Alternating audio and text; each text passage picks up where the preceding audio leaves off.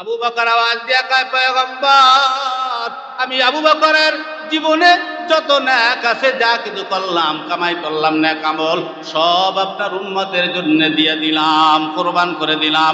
আল্লাহর নবী মাথা জাগায় না। ওমর আওয়াজ দিয়া কয়, ও পয়গম্বর, আমি সেই ওমর, যে ওমর আপনার মাথা আনতে গিয়া আমি ওমর কালিমা রশি গলায় লাগাইলাম, ওই ওমর আমি বললাম আমার জীবনে যত নেক আমল আমি করলাম, সমস্ত নেক আমল আপনার উম্মতের জন্য আমি কোরবানি করিয়া দিলাম।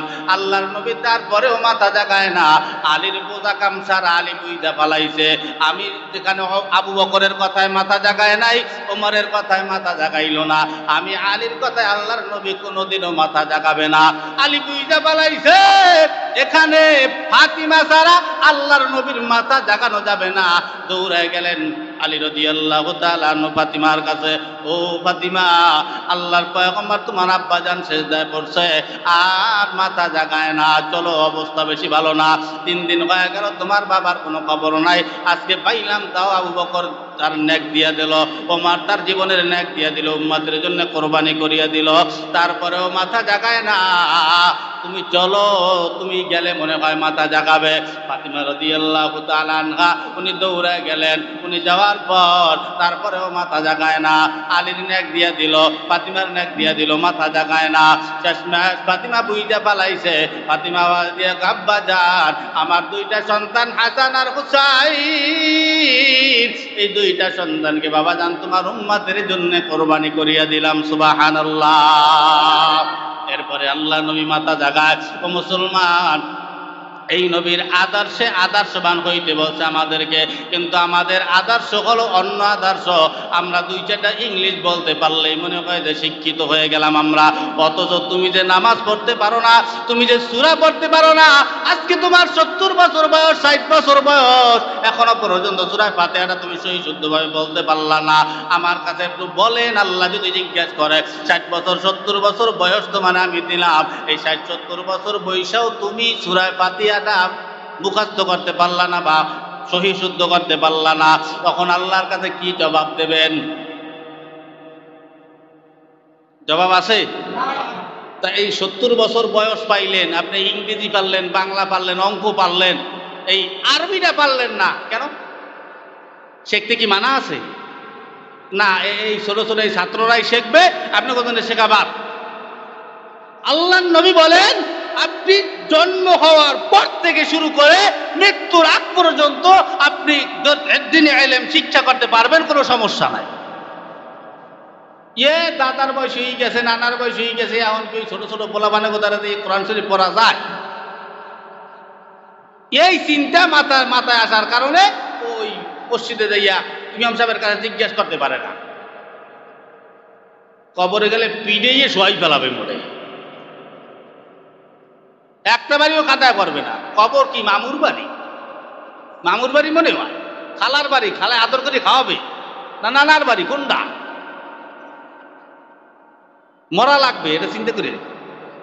সাদা কালা চুলটা সাদা হয়ে গেছে, আপনার শরীরের টাইট চামড়াটা আজকে ধোত্রা দিয়ে গেছে, কিছু করার নেই। ওই নবীর জন্য কি করছেন আপনি? নবীর কয়টা সুন্নাত আপনি মানেন? সকাল থেকে সন্ধ্যা পর্যন্ত, রাত্রে শুয়ে শুয়ে আপনি একটু চিন্তা করেন, আপনি সকাল থেকে সন্ধ্যা পর্যন্ত কয়টা নেকের কাজ করছেন বা কয়টা নবীর সুন্নাত আপনি মানছেন? আপনার পায়ের ভিতরে নবীর সুন্নাত নাই, আপনার পরনে নবীর সুন্নাত নাই, আপনার চেহারায় নবীর সুন্নাত নাই, মাথায় নবীর সুন্নাত নাই, আপনার জীবনে নবীর সুন্নাত নাই। ওই নবী আপনাকে কি বইলে সুপারিশ করবে? কি বলবে? কত রকম বিপদ আমাদের মাথায়। আল্লাহর নবীর উপরে যদি কেউ একবার দরুদ শরীফ পড়ে, আল্লাহ পাক তার উপরে 10টা রহমত নাজিল করেন। কয়টা রহমত? 10টা রহমত। কি বোঝেন? খালি সারা জীবন শুই নাই গেলেন হুজুরদের জবান দিয়া, আল্লাহ 10টা রহমত দেয়, একবার দরুদ পড়লে রহমত কি তাই তো জানি না। কি রহমত বুঝেন নাই? এই যে চোখ দিয়ে দেখতেছেন না, এটা আল্লাহর রহমত। এই যে কথা বলতেছি আল্লাহর রহমত, এই যে হাত লড়াইতেছি আল্লাহর রহমত, এই যে কতগুলো দেখেন, এই এক রহমত, এই এক রহমত, এই এক রহমতের ভিতরে কোটি কোটি কোটি কোটি তার আছে, সব আল্লাহর রহমত। আপনার পুরো অঙ্গের ভিতরে কোটি কোটি রহমত আছে, যেগুলো আল্লাহর রহমতে চলে, আর কিছু না, আল্লাহর দয়ায়, আল্লাহর দয়ায় চলে। সে আল্লাহর জন্য আপনি কি করছেন, কতটুকুন করছেন? যে আল্লাহকে পাইতে হলে আল্লাহর নবীকে মহব্বত করতে হবে। আল্লাহর নবী এখন নাই, কারে মহব্বত করব আমরা? আল্লাহর নবী বলেন, ইন্নাল উলামা ওয়ারাসাতুল আম্বিয়া, উলামায়ে কেরামকে মহব্বত করতে হবে। এই উলামায়ে কেরাম হলো নবীর ওয়ারিস। এই উলামায়ে কেরামের চেহারা দিয়ে তাকাইলে আল্লাহ কয়, ওর জীবনের সগীরা গুনাহগুলো আমি আল্লাহ মাফ করে দেই। এই যে কোরআনের হাফেজগুলা দেখতে পান, এক একটা কোরআনের হাফেজের দাম কত জানো? বলে একটা কোরআনের হাফেজ রাস্তা দিয়ে হাইটা গেলে যতগুলা কবর আছে, প্রতিটা কবরের আযাবকে আল্লাহ তাআলা 40 দিনের জন্য মাফ করিয়া দেয়। ও মুসলমান, কবর অন্ধকার জায়গা, ওই কবরে যাইতে হবে আমার জীবনকে সাজাইয়া। জীবন কেমনে সাজাবো? অনেকে ডাক দিয়া অনেকে রাস্তাঘাটে আলোচনা করে, কেউ নামাজ পড়ে আবার সুদ খায়, কেউ নামাজ পড়ে ঘুষ খায়, কেউ নামাজ পড়ে হারাম কাজ করে। এগুলা তা কয় কারা? কয় যারা নামাজ পড়ে না তারা। কয় হুজুর নামাজ পড়িয়ে দেই সুদ খায়, নামাজ পড়িয়ে দেই ঘুষ খায়, তাই আমরা ভালো আছি না? ও বলে ভালো আছে। ও নামাজই পড়ে না, ও বলে ভালো আছে। আর একদল আওয়াজ দিয়ে কয় নামাজ পড়িয়ে জান্নাতে যাওয়া যাইবে। কোথায় আছে যে নামাজ পড়লে কি জান্নাত পাওয়া যাইবে? এই কথা দোকানদারে চার দোকানে বিয়ে আলোচনা করে। তা নামাজ পড়িয়ে জান্নাত পাওয়া যাইবে না, তাই কি করিয়া জান্নাত পাওয়া যাইবে? সুদ খাইয়া, ঘুষ খাইয়া, লুচ্ছামি করিয়া, লম্পটি করিয়া, রাজনীতি করিয়া কি করিয়া পাওয়া যাবে? ওরে ডাইরেক্ট প্রশ্ন করবেন যে নামাজ পড়িয়ে জান্নাত পাওয়া যাইবে না, বুঝলাম, তাই কি করিয়া জান্নাত পাবি? অথচ আল্লাহ কয়, যারা নামাজ পড়ে আমি আল্লাহ তাদের জন্য বালাখানা তৈরি করি জান্নাতের ভিতরে। কন্যা সুবহানাল্লাহ। আর কি করলে তৈরি করে? এরপর আর কি প্রমাণ দেবে আল্লাহ তোমারে? নামাজ পড়ে কি জান্নাতে যাওয়া যাইবে? তা কি পড়িয়ে দেওয়া যাইবে? নামাজ পড়েই জান্নাতে যাইতে হইবে। যত মানুষ জান্নাতে যাইতে, সাহাবীরা, নবীরা, এরা কি নামাজ সারা ছিল? হ্যাঁ, এরা মনে হয় নামাজ পড়ে নাই, এইরকম বুঝাইতে আছে।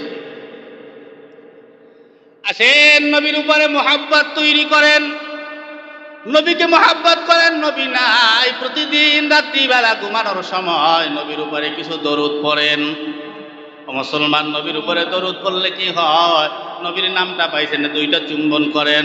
একটা গাছের নিচে দাঁড়াইছেন, কালিমায়ে তৈয়্যিবা পড়িয়া ফালান, ওই গাছ আপনার জন্য সাক্ষী হয়ে যাবে। একটা পাথর ধরছেন, পাথর দইরা কালিমা পইরা ফালান, ওই পাথর আপনাকে কাল কিয়ামতের ময়দানে সাক্ষী দেবে। সৈনালন মুসা পয়গম্বরের জামানায় এক আল্লাহর পাগল, উনি মারা গেলেন, কোনো ভালো কাম তিনি করেন নাই, নামাজ কালাম করেন নাই। ভালো কাম না করার কারণে, খারাপ কাম করার কারণে, মারা যাওয়ার কারণে এলাকার মানুষেরা মিল্লা তারা জানাজার নামাজ পড়েন নাই, মুসা নবীও পড়ে নাই। ওনাকে জঙ্গলের ভিতরে নিয়ে পালায় দিয়ে আসছে। পালায় দেওয়ার পর পয়গম্বর মুসাকে আল্লাহ তাআলা স্বপ্ন দিকে দেখায়, ও পয়গম্বর, আমার এক বন্ধুর লাশ, আমার এক প্রিয় বান্দার লাশ জঙ্গলে পইরা রইছে, তাকে আইনে একটু দাফন কাফনের ব্যবস্থা করিয়া দাও। পয়গম্বর মুসা নবী ওখানে গেলেন, গিয়ে দেখে যার লাশখানা জঙ্গলে ফেলা দিয়ে গেছে, খারাপ কাজ করার কারণে ওই লোকের জানাজাই আল্লাহ তাআলা করার জন্য বলতেছে। এবার সব ইনি তো আশ্চর্য হয়ে গেলেন, কেমনে কি হয়, কেমনে এই ব্যক্তির জন্য আল্লাহ তাআলা ওহী পাঠায়? আল্লাহ গো, এবার আল্লাহ ডাক দিয়া কয়, পয়গম্বর মুসা, এলাকার সকল মানুষগুলাকে জানাইয়া দাও, এই লোকের জানাজার নামাজে যারা উপস্থিত হবে আল্লাহ তাআলা তাদের জীবনের গুনাহগুলো মাফ করিয়া দিবে। সুবহানাল্লাহ। নামাজ পড়লো না, রোজা রাখলো না, ভালো কাম করলো না, এমন কি কাম করলো যে এই কাজের কারণে আল্লাহ তাআলা তাকে মাফ করিয়া দিল। তার জানাজার নামাজ যারা পড়বে আল্লাহ পাক তাদের গুনাহ মাফ করিয়া দেবে। এই চিন্তা করিয়া গেল। জিবরাইল আমিন আসলো। জিবরাইল আসার পরে আওয়াজ দিয়া কয়, ভাই জিবরাইল, কি ব্যাপার? এই লোক কি এমন কাজ করছে, আমারে কি একটু বলবা? তুমি কি জানো? জিবরাইল কয়, না, এনাকে মাফ করার মতো কোনো আমল এনার জীবনে আমি দেখতে পাই না, তবে হ্যাঁ একটা আমল আছে। বলে কি? বলে তোমার উপরে যে তাওরাত কিতাব নাজিল হইছে, ওই তাওরাত কিতাবের ভিতরে এই লোক একদিন লেখা দেখতে পাইছে মুহাম্মাদুর রাসূলুল্লাহ। তোমার এই কিতাবের ভিতরে 2 জায়গায় মুহাম্মাদুর রাসূলুল্লাহর নাম পাইয়া ওই নামটার উপরে 2টা চুম্বন করছিল মোহাব্বত করিয়া। আল্লাহ পাক মুহাম্মাদুর রাসূলুল্লাহর উপরে চুম্বন করার কারণে ওই উসিলায় আল্লাহ তাআলা তাকে মাফ করিয়া জান্নাতের মেহমান বানায়া দিয়েছে। সুবহানাল্লাহ। তাহলে জান্নাত কতভাবে মানুষ পাইয়া যায়। এই লোক নামাজ কালাম পড়লো না, শুধু নবীর উপরে দরুদ, নবীর নামের উপরে চুম্বন করলো। আমরা কি নবীর নাম তো পড়ি না, নবীর নাম জিজ্ঞেস করলে অনেকে জানেই না। কি কথা কন না কা? স্কুলের ছেলে জিজ্ঞে আমাকে নবীর নাম কি কয়? আব্দুল কাদের জেলানি। কি কয়? আব্দুল কাদের জেলানি বলে। থাবরাই দাঁত ফলাই দিতে হয় না?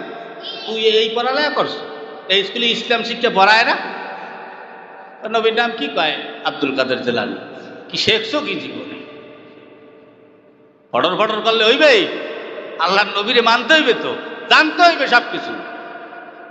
আমরা মুসলমান, যা কিছুই করি না কেন, স্কুলে পড়ি আর যাতাই পড়ি না কেন, আমরা শেষ মাস গিয়ে মসজিদে হাজির হই, নামাজে দাঁড়াই, 5 ওয়াক্ত না যায় অন্তত শুক্রবার দিন তো যায়। কি শুক্রবার যায় না? তো সমস্যা কি? বলে ওই পানি 1 মাইল 2 মাইল 5 মাইল দূরের থেকে ওই পানির, গরম পানির তাপ, ওই তাপে আপনার কলিজা পুইরা সারকার হয়ে যাবে।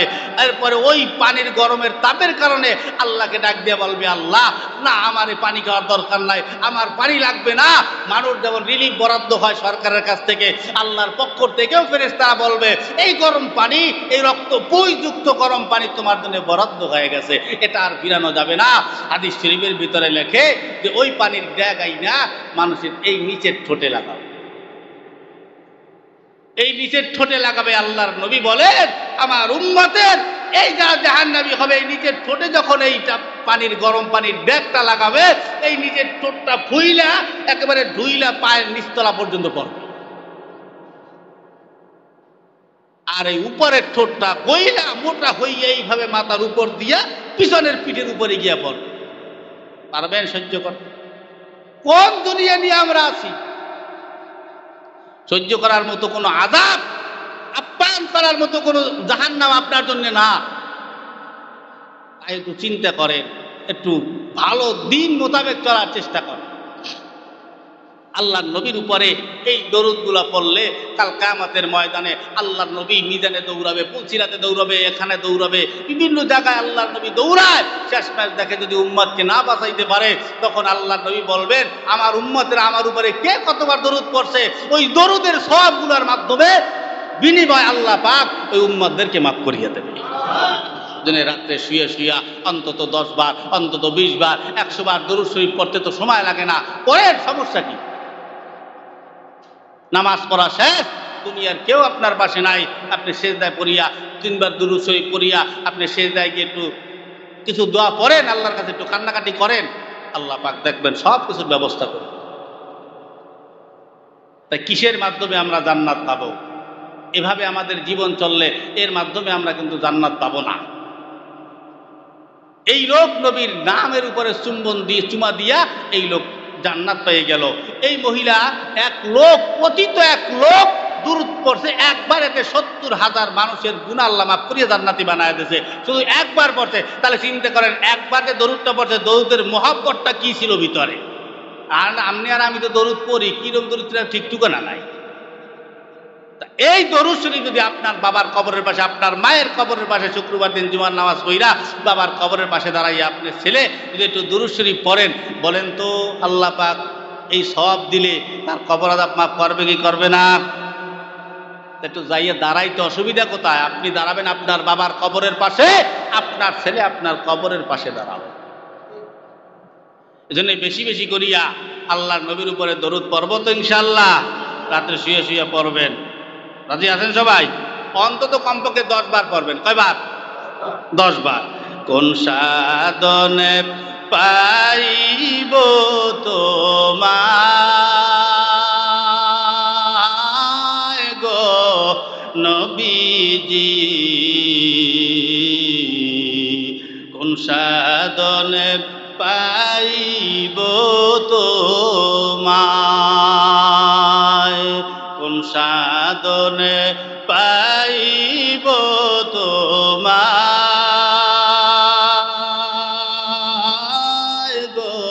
নবীজি কোন সাধনে পাইব তোমায় নবী মাতৃ গর্ভে আসিয়া পিতা হারা হইয়া নবী মাতৃ গর্ভে আসিয়া পিতা হারা হইয়া এতিম রূপে আসলেন ধরায় গো নবীজি এতিম রূপে আসলেন ধরায় কোন সাধনে পাইব তোমায় গো নবীজি কোন সাধনে পাইব তোমায় নবীর সকল মুজিজা দেইখা বিবি খাদিজা নবীর সকল মুজিজা দেইখা বিবি খাদিজা জীবন জৈবন সইবা দিলেন পায় গো নবীজি জীবন জৈবন সইবা দিলেন পায় কোন সাধনে পাইব তোমায় গো নবীজি কোন সাধনে পাইব তোমায় চিল্লা বলা যাবে কি মারহাবা আজকে নবী যদি আমার বাইচা থাকতো আমার নবীর কাছে গিয়া বলতাম ও নবী গো আমি ডিপ্রেশনের ভিতরে আছি আমি বড় টেনশনের ভিতরে আছি আমার বিশ্বাস আপনার আমার নবী এমন কোন দোয়া আমাদেরকে শিখাই দিত যেই দোয়ার বদৌলতে আমাদের টেনশন আর থাকতো না আমরা সেই নবীর উম্মত নবীকে আমরা পাইলাম না কিন্তু যারা নবীরে পাইছিল টেনশন হইলে নবীর কাছে দৌড়ায় যাইতো বিপদে পড়লে নবীর কাছে দৌড়ায় যাইতো ঝামেলায় পড়লে নবীর কাছে দৌড়ায় যাইতো মুসলমান টেনশনের ভিতরে থাকলে নবীর কাছে দৌড়ায় যাইতো ঋণের ভিতরে থাকলে নবীর কাছে দৌড়ায় যাইতো আমিও বলি আমি যদি এখন আমার নবীরে পাইতাম নবীরে পাইলে নবীকে গিয়া বলতাম ও নবী গো আমি ডিপ্রেশনের ভিতরে আছি নবী আমার এমন একটা দোয়া শিখাই দিত ওই দোয়ার বদৌলতে আল্লাহ পাক আমার চিন্তা দূর করিয়া দিত নবীরে যদি এখন আমি পাইতাম নবীর কাছে গিয়া বলতাম নবী গো আমি একটু বিপদের ভিতরে আছি নবী আমার নিশ্চয়ই কোনো পথ হইলা দিতেন পথ বইলা দিতেন ওই পথ অবলম্বন করলে আমার বিপদ দূর হয়ে যাইত নবীর গিয়া যদি বলতাম নবী গো এলাকায় চলা যায় না যে না ব্যভিচার এলাকার ভিতরে লুটতরাজ বইরা গেছে জেনা বইরা গেছে ছোট্ট বাচ্চাটাও নিরাপদ নাই আল্লাহর নবী আমাদের জন্য কোনো না কোনো বিবাহের ব্যবস্থা করিয়া দিত আল্লাহর নবীকে যদি আমরা পাইতাম আল্লাহর নবীর কাছে গিয়ে নিজের জীবনের যত ঝামেলা আছে যত দুশ্চিন্তা আছে যত বিপদ আছে ঋণ আছে ও নবী গো আমি তো ঋণে আক্রান্ত হয়ে গেলাম আল্লাহর নবী আমার এমন কোনো ব্যবস্থা করিয়া দিতেন আমার ঋণ পরিশোধের ব্যবস্থা হয়ে যাইত